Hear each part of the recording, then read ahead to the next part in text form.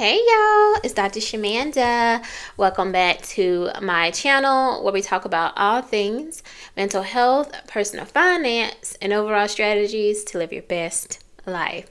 All right, guys, welcome back. If you're new here, I am a former high school dropout turned doctor, PhD, and a millennial single mom of two teenagers, ages 17 and 18.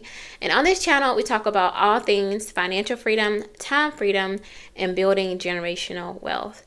All right, guys, so I am super excited because in this video, I want to share with you guys everything that I learned during my 21-day financial fast.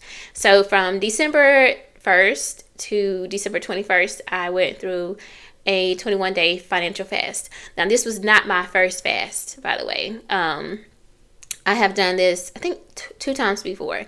First time, I did it in 2023, and I was truly believing God for my home, to purchase my first home, and I also wanted a promotion at that time to management, right? And I prayed and I fasted, obviously, and I was also doing another fast with my church at the time.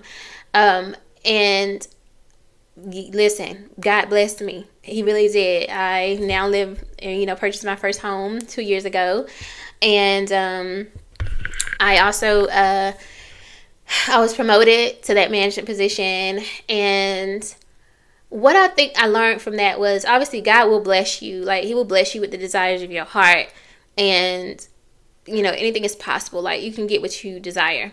But also, what I learned is that sometimes it's not about the material stuff. It's not about, getting more, having more.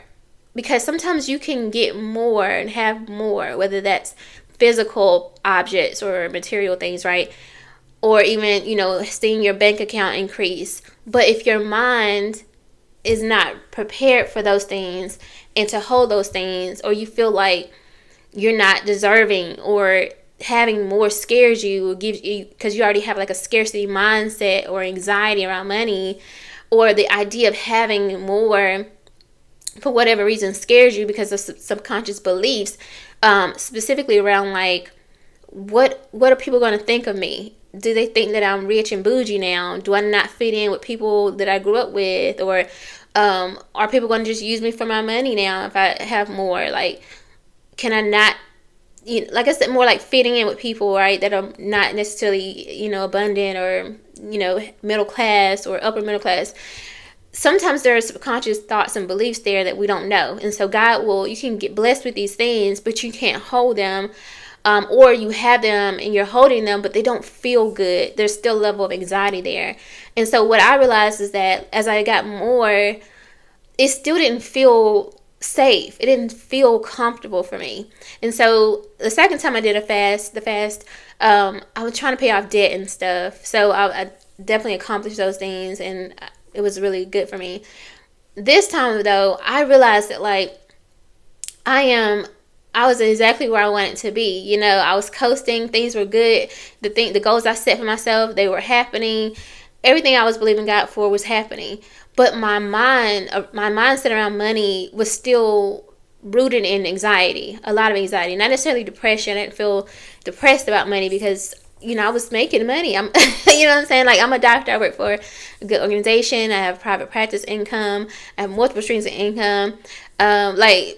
Literally, there's nothing, you know what I mean? I wasn't depressed or not having enough. It was, even though I have these things and I have access to these income streams, I believe and I know that God is calling me to do more. And why am I afraid? Why, when I literally have these things, I have the option, I have the opportunity, why am I afraid? Why am I still operating from a scarcity mindset? Why am I hoarding money and not even allow myself to treat myself to little things, right? Why? And where is this coming from? As a therapist, you guys know I'm a therapist, I could link certain behaviors back to my childhood and how I grew up and experienced money as a child and as a young woman, as a single mom. But I still wasn't understanding because consciously, And logically, I knew where it was coming from, but subconsciously, I was still acting out of that scarcity mindset. I was still operating day to day out of anxiety around money. And I was like, no, this got to change, because God is calling me to a new season of my life. He's calling me to something bigger, and I cannot operate and move with an anxiety. So I did this fast, and I am so grateful. Listen, y'all, I feel like I've been telling people I like blew my whole life up over this last 21 days. And I know that people who have been connected to me, and whether professionally or personally, they understand, in a very real way, that, and or probably even looking at me like, why? How did this thing change so quickly? But, that's what happens when you're fasting. Like, God gives you a direction, you need to move on that or be obedient to that, and I am. So, all right, so I'm going to give you guys 5 things that I learned. Now, there are more than this, but I just want to give this and share this with you, and hopefully encourage you to undergo your own financial fast. All right, so just so you know, I did use this book, and I shared this in my first video about this. I used this book to guide my financial fast process. It's the 21-Day Financial Fast by Michelle Singletary. So check that out. This is a really great guide to take you along a journey. Also, one thing I did was I sacrificed something just to show God that I was serious about it. And you guys know I am a big, I love financial content, personal finance content on YouTube, on TikTok, Instagram. I just love personal finance content. And one thing I realized that I was watching a lot of, and have been doing so over the last couple of years, is the TikTok compilations on YouTube. I love those videos. They just made me feel grounded, like connected to people, that people around the world understood me, and they were driven, they were focused. But even I started realizing that I was gravitating more to the people who were like talking about the challenges they were going through, whether it was a layoff or they didn't have enough to pay their bills, whatever. I'm like, I don't know why I was like so fixated on those videos. Like, I don't know what it was, but I kept telling myself, oh, it's so that you can stay grateful, you can stay grounded. Like, that's not where you are. And so kind of watching it from a detached space, it just keeps you grounded. But sometimes when you drown yourself in certain things, those thoughts, those behaviors start to you start to internalize them subconsciously. And so I'm like, I think I'm taking on their mindset. Like, I have all this, I have good income, but I'm operating like I'm one of them. Like, I'm and so I was like, something's not right. And so what I decided to do is try this out and try to, sacrifice these 21 days and not watch any of those videos, basically. And so I would say my mindset has shifted a lot, and again, we'll get into that in a minute. All right, so the first thing I would say is that I learned is that I was still operating from a scarcity mindset. Like, even though I wasn't this struggling single mom anymore, I have a home. I paid off my car earlier this year, y'all. I have over $50,000 total invested.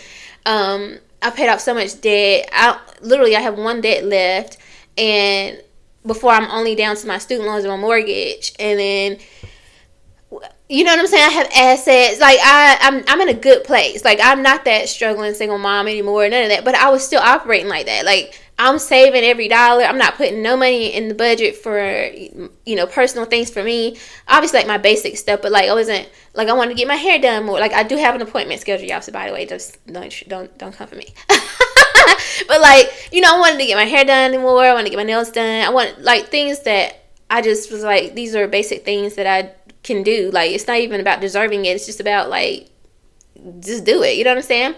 I wouldn't go and get, if I wanted some fries from you know what I'm saying? I wouldn't do that. I'm like, oh, that's not in the budget.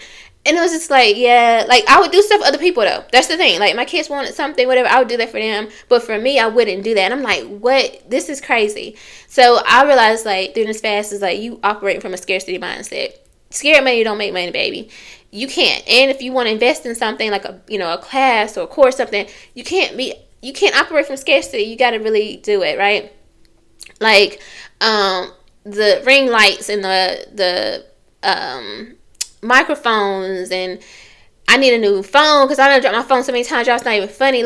And for me, I like to pay cash for stuff, so but still, even starting to save for those things, I'm just well, no, I need to pay off this debt first. And no. So I learned that I was still operating from a scarcity mindset. Number two is that I learned that I already have everything that I need. And I know that, so I know that consciously, right? I know this. But subconsciously, I think I was still operating like I was this new grad coming straight out of, grad school, and just now getting my license. Now that, not realizing or not even thinking about the fact that, like, you have accomplished everything you set out to do. Everything you, in every aspect that you want it to be, in order to jump out on your own, do your own thing, whether it's private practice, starting my own production company, you making more movies, everything you said you wanted to do, you have now accomplished all that. You have the highest level of education, you have all the degrees, well, the same thing, I have all the credentials, I have all the licenses, I even have a supervisor's license. I have an amazing work ethic. Like, I do not mind getting up, working, grinding, like, you know what I'm saying, for me, especially for my own business. I have over almost 20 years of experience altogether in terms of mental health, behavioral health. I've shot 2 movies. Say it's the same movie, but I shot it twice. So I've been on set. I've done, all these different things. I have a business mindset, and technically I have capital. So if I really needed to invest in something, I could do it, right? And it's like, you still operating like you need to be under somebody's umbrella. Make it make sense. Like, you still act like you need somebody to, like, manage you and supervise you and be your, why? Like, you have everything that the Shamanda that was 20 something starting in my career wanted to be, and in order to feel like I was self-sufficient and could do, like, run my own business and stuff. I am that, literally. Like, I could probably be consulting and coaching people, like, at this point, to run businesses and organizations, because I've done management, I've been a professor, I've done research. Obviously, I wrote a whole dissertation in 9 months, y'all, literally. You've done everything. You have so much experience. You could really, like, coach so many people on how to do different things. Why are you scared? You already have everything that you need. And that's what I realized over these last 21 days. Number 3 is that I was hoarding money. And that's not cool or healthy. I kind of talked about that already a little bit. But y'all, be for real. Like, no. And I would resist that whole idea that, like, oh, you can't take it with you. And I'm like, oh, no, you can't take it with you, but you leave it for your kids and your grandkids. But you need to still enjoy some of it for yourself, baby, while you're here. Like, be for real. You're not going to work every day just to be saving up for other people, or this older version of yourself, or this version of yourself 5 years from now. Use some of that and enjoy some of that right now. Like, treat yourself and stop playing. And, I know where that comes from, y'all. I get it. Like, I can link all this stuff back to childhood, watching people in my life struggle with money, or my own 20-something-year-old version, or my teen version of myself struggling with money as a teen mom, and just like, oh, I need to pay this, and not having a safety net. I know where all of this stuff comes from. I know where it comes from. But the question was, for me, was like, why are you still acting like you're that version of yourself? You're no longer that person. You don't have to operate like that. If you spend some money, you can go get some more back. Literally. I was getting, like, I got almost 10 clients in 1 week, y'all, under a group practice that obviously I had to split that income. But that was another thing I learned. Like, you don't even need to operate under this type of umbrella in terms of business. When these people are coming to see you, they're not coming, some of these referrals weren't even from companies. They're coming directly to you. They found you. So, like, why are you operating and hoarding money when if you spend it, you can get it right back, literally? Number 4, I kind of talked about this already, but, like, media was feeding my financial anxiety. So I stopped watching those TikTok videos, any of that, anything that had anything to do with layoffs, debt, stress. I'm scared. Oh, 2026 gonna be the worst financial year. Anything like I didn't watch none of it for 21 days, y'all. And I tell you, like, my mindset has changed so much. I feel so much healthier, so much more confident and bold in terms of money and business, and, like, you're making shifts and doing things and feeling abundant. Like, I don't feel that scarcity and that anxiety anymore, and that helped a lot.